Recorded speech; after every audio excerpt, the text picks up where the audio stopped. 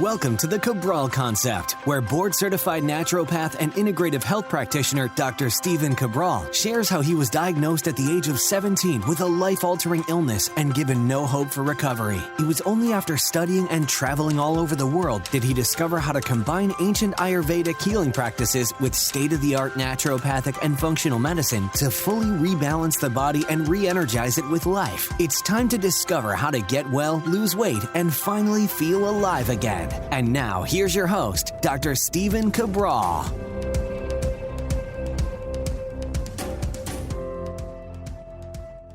Hey everybody, welcome back. Hope you've been enjoying the weekend. If you're listening to this live when it debuts on Sunday, welcome to the show. This is episode 2228 of the Cabral Concept. You can follow along with all of the questions right at stephencabral.com/2228. I'll be talking about it on this coming Friday review. That'll be, let's see, coming up, just about 5 days or so. But I really wanted to just give you a quick thank you, especially if you're listening on the weekends. You know, these weekend house calls, a lot of practitioners listen to it, a lot of people who are interested in kind of being the health coach in their home, which we love. But we've now surpassed 30 million downloads and reaching about 3 million downloads per month, which is just absolutely insane. If you think about it, we started at about 3,000 downloads per month, and now it's at about 3 million. And yes, we've been doing this for a couple of years, but it's really because of you. And I wanted to thank you, especially again, tuning in on the weekends, each and every day to the Cabral Concept. So thank you so much. This really is my favorite thing to do, to be able to teach. I've always just viewed myself as a teacher, just trying to pay forward what I learned many, many years ago from just so many brilliant minds from around the world. So once again, thank you so much. And let's get into now your questions. So I'm opening up the big Ask Cabral document. And the first one looks like it's from Laura today. And Laura says, "Hi, I'm such a huge fan of the podcast, and it really has made a huge impact in my life. I recently," and thank you, Laura, appreciate that. "I recently completed the Dosha test and found out that I'm Vata 55, Pitta 32, and Kapha 13. It took me by surprise because I always thought I'm a Vata-Kapha. So considering my constitution, I was wondering if I should follow a tridoshic diet because most Vata foods aggravate my Kapha and I ended up gaining weight. And I also, my Pitta resulting in inflammation. The only issue is I tend to have vitamin and mineral deficiencies, so things like eggs and nuts and seeds help out with that. How can I get the nutrients I need through whole food without aggravating my secondary doshas? Also, I seem to gain more weight on my upper body, arms, waist, back, and chest, not my lower body. I tried resistance training with emphasis on the lower body, but I can never seem to gain any weight there. And when I lose weight, my Pitta shoulders are very clearly broader than my lower body. It is like my upper body is all Pitta and my Kapha is in my lower body is all Vata. I tend to gain more weight in my lower to achieve a little bit more balance. How can I gain more symmetry?" All right, here's the thing. And this is why I can't have people get too concerned about their dosha. Here's the thing. And I've explained this before. And this is so important. It really is. That you can't go by an online quiz for your dosha. You just can't do it. And that's because most online quizzes are based on the mental aspect, the physiological aspect, like how your body's acting on the inside, the spiritual aspect, and then the overall health aspect, right? Physical, spiritual, internal workings, which is physiological. So it does not work. It really does not work. Because what you're asking, just like everybody else is how does it affect my body? And that means the only the quiz that you take, we're trying to develop one. It will be for free. We are developing one, but I want it to really be helpful. Because here's the thing.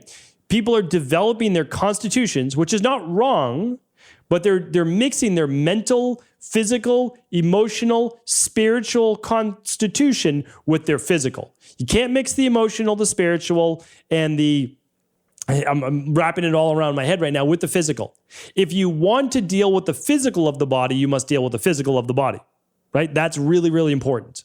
So you seem to be, Laura, someone that trends towards Kapha at least. It seems like you gain weight easier.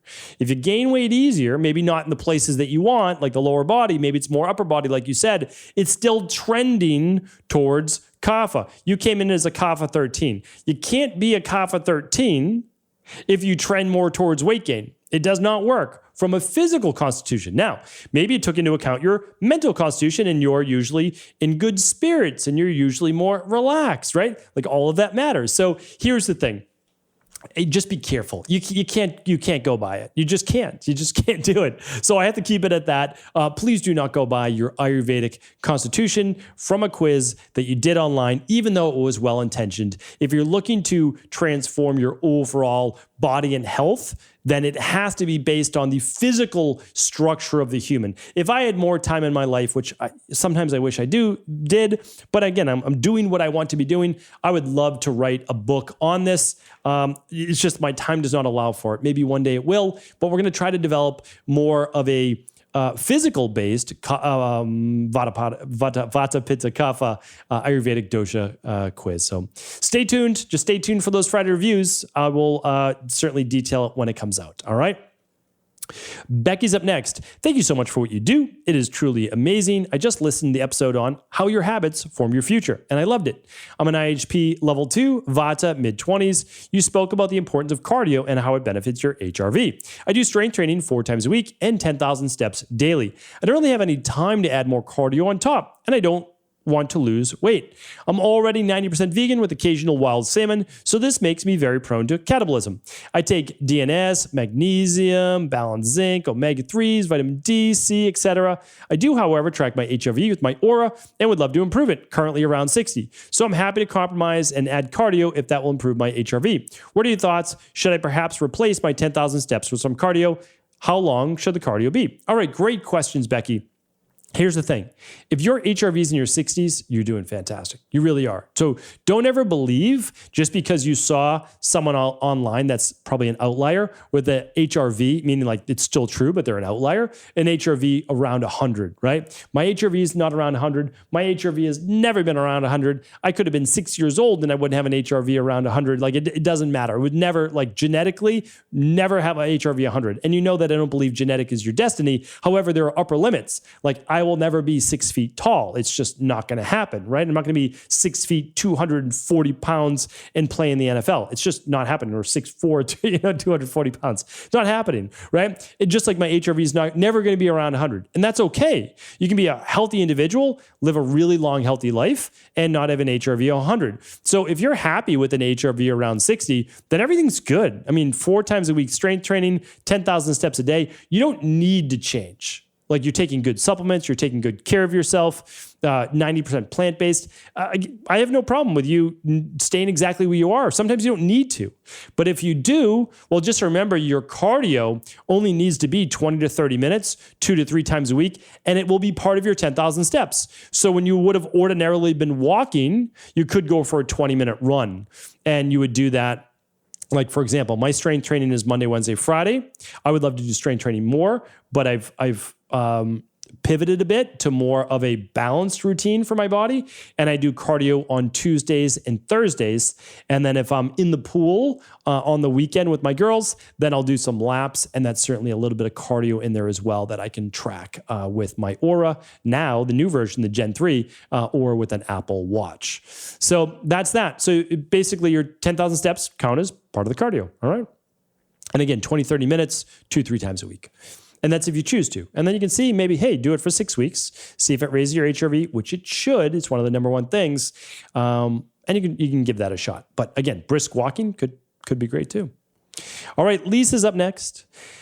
Dr. Cabral, thank you for answering my question. My partner is in his early 40s, healthy, but doesn't exercise much. The past couple of years, he started having quite bad anxiety.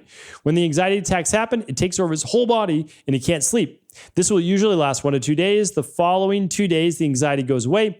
He feels extremely tired, nauseous, hyperactive, hiccups a lot, generally has unsettled stomach, disturbed sleep. He started seeing a therapist and has seen some progress. However, is there anything else we could do to support his body better from a nutritional medical standpoint? We tried magnesium for better sleep, but he gets upset stomach, even the smallest dose.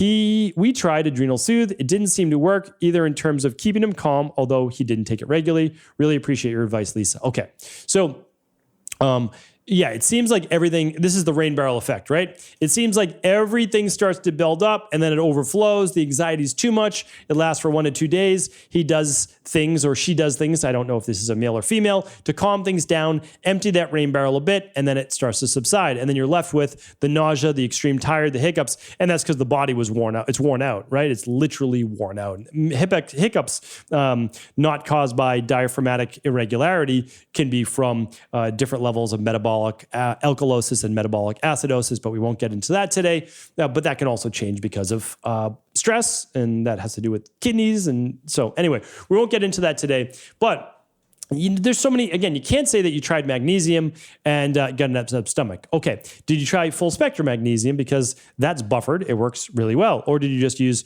magnesium oxide? Or did you just use calming magnesium, which is buffered with a bicarbonate, right? So you have to try different ones. So there's magnesium, full spectrum magnesium, and then there's calming magnesium. They're both great. I would try different ones, and don't take it with food, right? Magnesium is better on its own. You can take full spectrum magnesium with food, but if you're taking calming magnesium powder, you're supposed to take that about a half hour or so before bed. Hopefully that's a couple hours after you ate. Adrenal soothe, well, you have to give it a little time to work. So these things are not medications. Nutritional supplements are not medications. You take them for 2, 3, 4 weeks, get them in your system, and then they're also meant to be used in conjunction with healthy lifestyle, meditation, binaural beats. And you asked about exercise, and exercise doesn't need to be every day. 4 days a week, Monday, Tuesday, Thursday, Friday, Monday, Wednesday, Friday, pick a weekend day, or just start getting in 10,000 steps per day, right? Have this person read the de-stress protocol. Very simple things to start doing that can make a huge difference in their life. All right. Thank you, Lisa. You're a good partner. Terry's up next. I recently started your 21-day detox. My question is, I also take Nexium for acid reflux. What is your advice for weaning off of this over-the-counter medication to start? Okay, so I cannot give medical advice. I forgot to give that disclaimer. No medical advice, no medical treatments, no medical cures, no medical diagnosis, right? Those are the 4 that we have to state, and so we've now stated them. So whenever you're looking to wean off a medication, you work with your medical doctor. What I can tell you is this: go to stevencabral.com/podcast, type in acid reflux. All right. Acid reflux, or type in GERD, right? Type in one of those, listen to my previous responses on what to do. Because acid reflux could be multiple things. Too little stomach acid, believe it or not. That's in a lot of the cases, hypochlorhydria, because it affects what's called the lower esophageal sphincter, the LES. You can look that one up too on the podcast. Next, you want to look at weak digestion, food staying in your stomach too long. You want to look at H. pylori. You want to look at hiatal hernia. All of these things I have in my podcast. And if you really want to get to the bottom of it, go to stevencabral.com/courses and take the digestion course. It's 4.5 hours, and it will answer all of your questions on everything to do with your digestion. Acid reflux, constipation, loose stool, parasites, H. pylori, yeast overgrowth, bacterial overgrowth, you name it. If it has to do with your digestion, it's covered in that course. And then, of course, if you want to really get to the bottom of it, you can run the 3 gut labs, and those are at stevencabral.com/labs, and they're a bundle. And you run the bacteria and parasite stool test, the Candida metabolic and vitamins test, and the IgG food sensitivity, and that will get to the bottom of it as well. So you can do the 21-day detox while on your medication. I'm not saying you can't, and then you'll wean off of it as you get to the root cause of why it's there in the first place. So Terry, welcome. Appreciate you being here. Hopefully that was helpful. All right, let's see. Let's get in one more question today from Amy. Amy says, I'm an IHP level 2, and I'm a little bit confused when it comes to tackling fasting with hyperthyroid clients. If someone is overweight but has low thyroid, should they do the 2 days of fasting in the detox? I would assume yes, but then isn't fasting detrimental for the thyroid? What about long term? They are obviously working on their thyroid, but should they do a 14 to 16 hour fast overnight? And should they work out before or after breakfast? The answer would be yes to some on a weight loss plan, but I think the answer would be no if someone was low thyroid. Please help with those questions. Thank you so much. All right, Amy, thank you for, again, being a part of the community as well. All of these are answered completely for free on the Intermittent Fasting podcast. Please go to stevencabral.com/podcasts. Whether you're on mobile or desktop, scroll through the images until you find the one that says intermittent fasting. I detail all of it, because there's no way I could answer this right for like one individual. I talk about how the thyroid is affected by the adrenals. I talk about who should skip breakfast, who shouldn't. I talk about low thyroid in it. I talk about how long to fast, because if someone has a low thyroid, they might have cortisol issues, they might have digestive issues. So you want to think about this holistically. And so if we're talking about low thyroid, what are we really talking about? Are we talking about symptoms of low thyroid, or are we talking about actually low thyroid, meaning like TSH above, let's say, a 2.5 or 3? That's important. And we're also talking about a 2-day fast during the 7-day detox, or if they're doing a 21-day, please again listen to all of the instructions on that. You can take the detox course at stevencabral.com/courses. That one is free, and you'll see that on the week 2 and week 3 of the functional medicine detox, they may not do those fasting days at all. So then we have to decide, well, are the 2 fasting days in the beginning worth it? And they are for many people, especially if they need to lose weight and there's thyroid issues. Because remember, we're not doing this long term. We're doing it just for 2 days. So there's a lot of questions to go through. I explain those in depth, and part of your IHP 2 education is going through that material, really becoming the best for yourself, for your family, and also for your clients as well. So that is that. And then again, intermittent fasting, I talk about that. It's not necessarily detrimental for the thyroid, 14 to 16 hours. It is though if you skip breakfast, right? So how do you get to 14 hours? Well, you just work backwards more in the night, meaning that it's more detrimental to skip the breakfast than it is to work back in the night. So if you stop eating at 5 o'clock at night and you don't start until 8 in the morning, well, that's 13 hours, right? I think 5, that's 7 to 8 is 15 hours. So you get 15 hours right there, right? Or if you stop at 6 at night and you eat till 8 in the morning, that's 14 hours. So you can see that would be acceptable for most people with thyroid issues. But going from 8 at night to 10 in the morning, right, or noon would be 14 to 16 hours, and that's more detrimental, especially if they start their day with more stress, because thyroid hormone kicks up, cortisol kicks up naturally with the cortisol awakening response. So all of this needs to be taken into consideration. I teach this in depth inside of the detox course. I teach it in depth on the fasting podcast as well. And again, all of those are free. All right. Thank you so much, Amy. Thank you to everybody who tuned into today's show. Like I said, I appreciate you. I truly mean that. I love that I get to do what I do, and it is all thanks to you. So thank you so much for your support, for your downloads, and for your reviews on iTunes and your favorite podcast player. If you haven't left a review yet, I would really appreciate that. So thank you so much. Take care. I'll be back tomorrow with our Mindset and Motivation Monday. Did you know that the body really only becomes sick or imbalanced in only 2 ways? Over time, you become deficient in vital nutrients, and you also accumulate toxins internally and from the environment.